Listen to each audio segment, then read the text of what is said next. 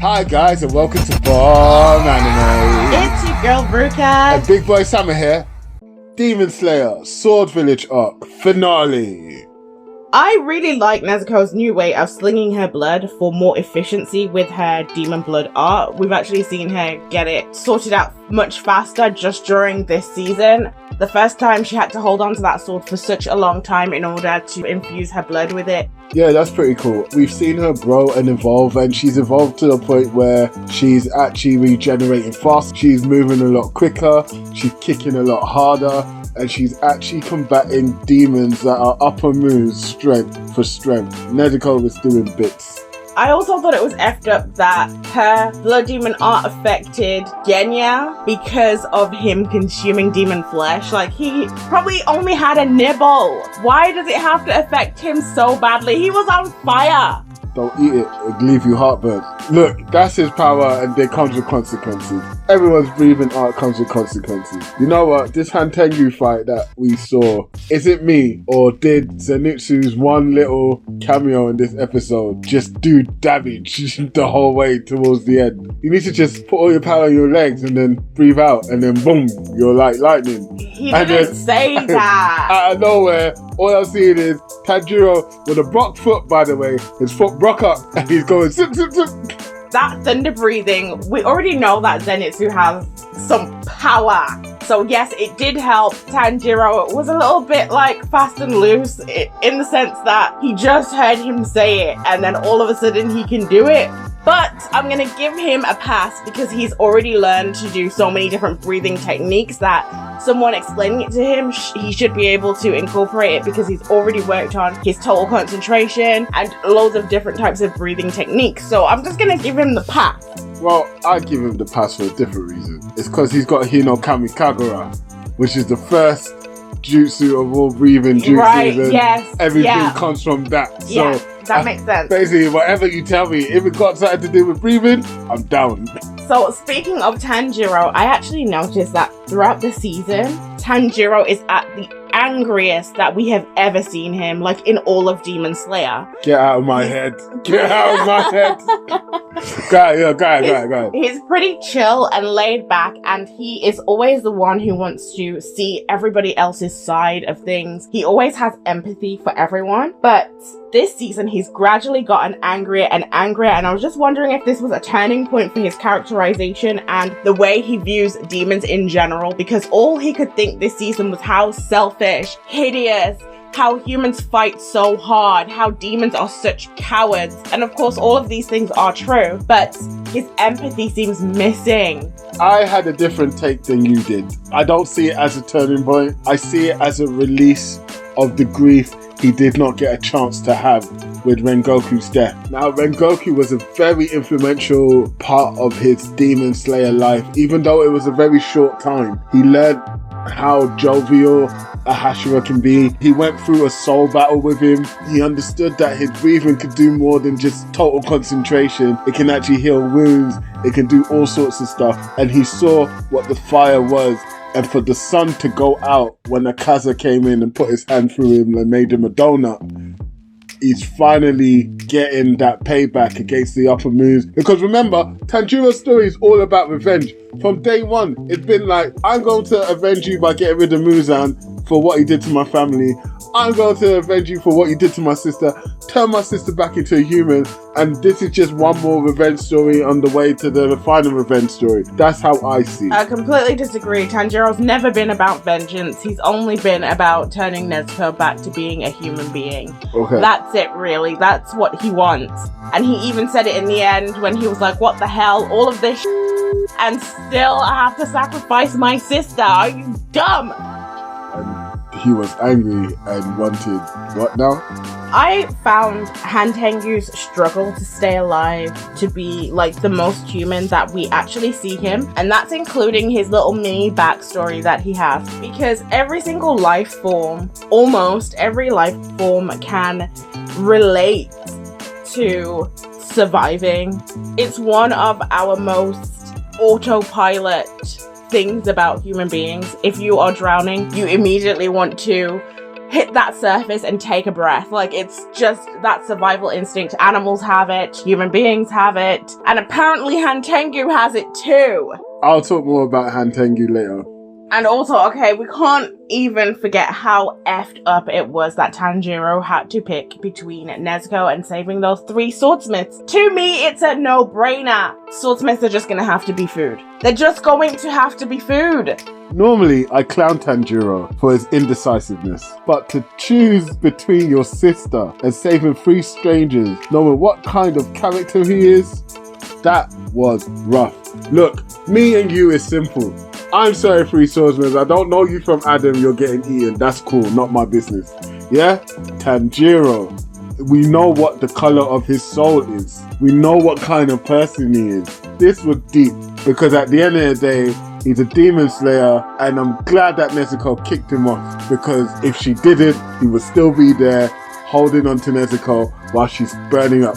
Which is why I think he was lying to himself when he said, "Oh, I can't decide." Mate, you kind of decided. And yes, Nezuko decided to kick him off of her. She decided she was going to take the sun, and once he was already like far distance from her, he decided not to allow her sacrifice to be for granted, and he went and he saved the swordsman. However, I feel like the moment wasn't as big as it could have been for me, because the whole time I had it in the back of my head that she was going to be fine. I did not think that they were going to kill her off, and ultimately they decided not to kill her off. So I didn't feel as emotional because I was like, she's going to definitely be fine after everything.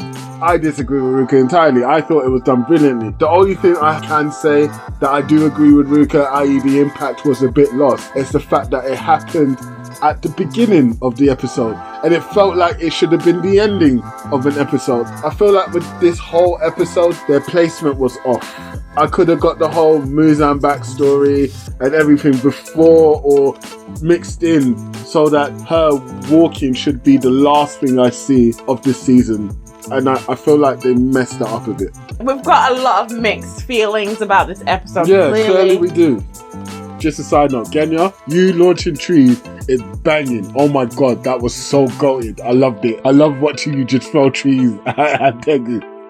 Hantengu is the first demon that we've actually seen that is rotten to the core, whether he was a human or a demon. There was no real difference between his character, apart from as a demon he can do more because he's stronger and he's had more time to increase his strength, but he was just as despicable as a human being.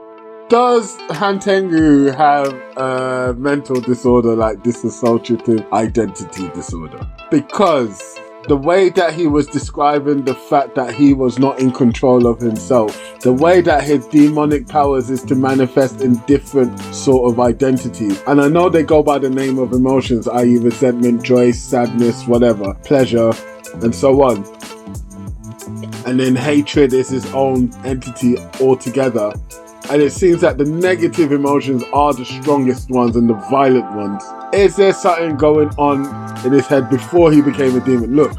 Personally, I thought that was a given from the very first time we saw him split up. From that moment, I didn't even need to see him as a human or anything. I just thought it was a given. I didn't think it was something that was being hidden from us as the audience. So does that make him rotten to the core? Yes.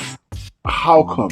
We didn't see any redeeming factors. I'm going off what I can see. Even his backstory showed no redeeming qualities. He could have shown us some of his... He said his whole life was flashing before his eyes. Why didn't I hear about how he used to give to the hungry? We didn't hear anything about that. Jeez. And when he was being sentenced, the dude said, "You've been doing this in countless towns." Like, he just keeps doing it over and over again. He was a murderer.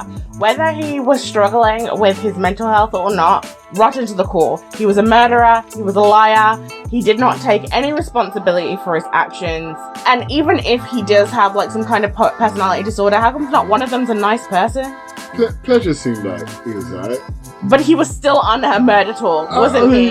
He was still on a murder tour. We've seen demons who have been refusing to fight because they didn't want to, because that's not what they wanted to do. Was any of his personalities doing that? No, they were out here ganking everyone. So as far as I'm concerned, rotten. That research demon doesn't fight. The little cat demon doesn't fight.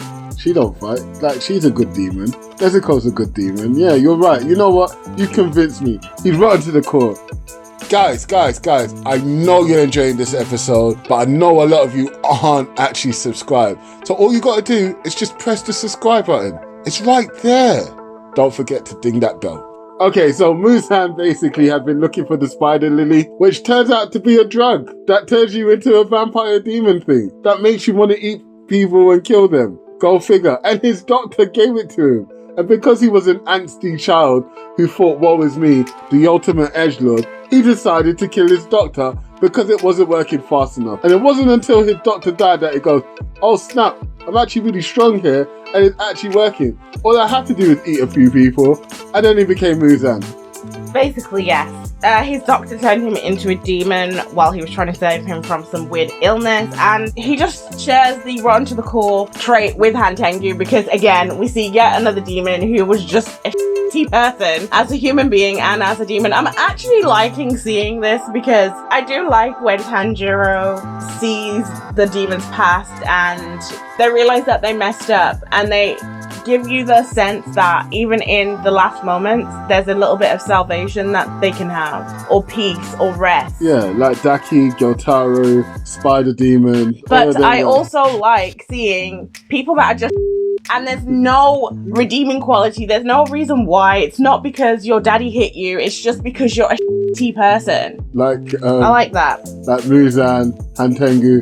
He got into science so that he could start walking in the sun again because he wanted to research off of where the doctor had started. I'm guessing he stole his research. But then Nezuko's now able to walk in the sun.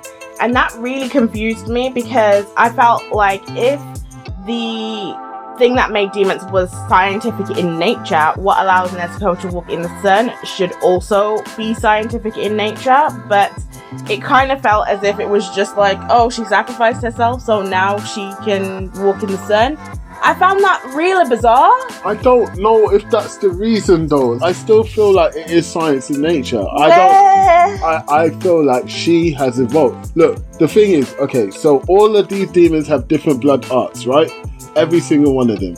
And Nezuko got turned into a demon because of Muzan in the first place, right? So the power's in him somewhere to walk in the sun through evolution and changing. And so what has happened is that maybe because Nezuko was exposed to the sun for longer than necessary, she gained that immunity. Because you've noticed, even Akaza couldn't stay 2 seconds in the sun. But because Tanjiro was holding her and she was just getting constantly burnt, but not necessarily dying, her blood art, which is also a regenerative one, kind of mixed together and created a thing. All right, that actually does make sense. Because she also minimized herself as well. Yeah. So that one can work. But I don't know if I should trust it because I thought that the thing that made demons was going to be way more interesting than it was. It was just kind of lackluster, to be honest. Oh, you got some medicine. What did you want it to be? I don't know. We had different theories. We know what you wanted it to be. Kaguya and yeah! Together creating some things together, and then out of nowhere, demons are formed, Hashira are formed, Swordsmith are formed, and everything happens. Just something more than like herb. I get it. It was slightly anticlimactic, and I already told you go get a job there, innit? Because at the end of the day, you and the Demon Slayer authors can do some things. I expected the blue spider lily to be a mythical creature or something, or like, do you get what I mean? But it's actually white powder. That makes you feel stronger when you take it, and you lose your inhibition. Does it come by the brick? I don't know. You gotta ask Charlie. Okay, so Kamoji almost died. Right. What do we feel about that? Because she arrived late to the party. Real. How was she late. Supposed to know? Like, Ruka, okay. Look, you just hate her, right? No. I don't actually hate her, but she's hard to like. She's getting harder and harder to like with the more screen time she gets. Guys, how come? What, you don't have anything to say about it? Because you're saying she almost died? I got one line. What do you want Okay, what do you think about that? She was pointless in the whole film. Like, look, she was pointless. She was pointless in this episode. Look, in the fight, she did her bit. She held hatred at bay, and the juniors went and ran amok and got for the all-star team. They saved her life in the last moment. They cut off Hantengu's head, the main body. Cool. Well done for coming in and, I don't know, hugging and making Genyo go red. Well done. I don't get it. That's it. That's Kenroji to me. Okay, look, I'm going to be nice first. First, I'm going to be nice, right? Maybe she has low stamina because of the way that her muscles and everything work in her body. She can't actually gain any actual muscle, but she does have a bunch of strength. Maybe she only can use that in short bursts. However, if that's the case, I really don't think she needs to have Hashira status, because clearly, if you can only fight in short bursts, demon slaying is really not for you. If you can only go in with a buddy, maybe you need to be an assistant Hashira, because this was mad. She got saved twice by the kids, and the second time she almost died. The only reason she did not die is because Tanjiro killed the head of the main body, and so everything disappeared. But hatred almost murdered her. It's just ridiculous. Tokito got so poisoned, just one dart should have laid him out. I swear that Gyoko said something like it could put a horse down or something for one. He was completely covered in them. Not only was he covered in them, he fought, managed to get the sword to Tanjiro, which means he also traveled, and only when he did his job did he collapse. Kenroji just gave up in the middle of the fight. She was like, oh my god, I'm gonna die. Okay, I'm just gonna sit here. Like, so are you telling me Tanjiro's better than Kenroji? No, Tanjiro's not better than Kenroji. Tanjiro will be better than Kenroji in less than 2 episodes of the next season. That's my prediction. I do want to ask you one question. Why was Fear the main body for Hantengu? I actually think that it's because he literally wanted sympathy the whole time. He has been asking for sympathy and for people to see his side. He kept saying how weak and small he was and how people shouldn't hurt him because he's so weak and he's so small. That's how he actually entered into the Swordsmith village, and he was saying like, don't hurt me, like, oh my god, you're hurting me. And then when hatred came, he was like his protector, also spouting the same crap. How could you hurt someone so small, so weak, so little? And then again, when he was a human, when he was having to deal with the consequences of his actions, again, it's not my fault, it wasn't me, I'm only blind. Again, playing the weak victim. So I think that this is probably something that he used in his human life to help lure his victims into thinking that he was small, weak, and unassuming, and that's how he murdered so many people. And that's just carrying on in his demon form. Story checks out. Alright, rating. Rate the episode, and then we'll rate the entire season. I think this episode was an 8 out of 10. There were some parts of it that could have been done better, and then some parts of it were just brilliant. And I think the brilliance outshone the bits that could have been done better. So it was an 8 for me, standard. Yeah, for me as well, I would say it's an 8. It was a really good episode, but I feel like the end bit with Muzan should have been a separate thing. And it made the episode run a little long, but it was really great. Season rating. So for the whole season, all the episodes, everything put together, it's a 9 out of 10 for me. I think they've done it again. They've hit it out of the park. They've done the thing that they're good for, which is graphics and backstory. They've had a little bit of hiccups, but you know, they're trying new things and you know, we're fans, innit? So therefore, 9 out of 10 for me. I agree. As a whole, it's a 9 out of 10. It had some really, really strong episodes. A couple for me fell off. That would be episode 10 and 9, where I was like, But as a whole, they did a really great job, and I can't wait to watch the next season. First of all, thank you so much for watching our episode. Don't forget to like, subscribe, and share. And if you want to follow us on Instagram, it's BombAnime Insta. Peace.